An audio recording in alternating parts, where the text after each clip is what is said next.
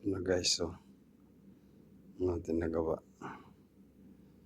Yan, oh, tapos na. 1, 2, 3, 4, 5, 6. Ayun yan.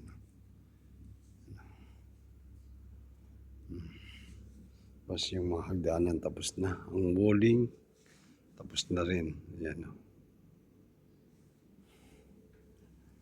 Tapos ito pa, tapos na rin. Yan. Ng ating pininturahan. Change color.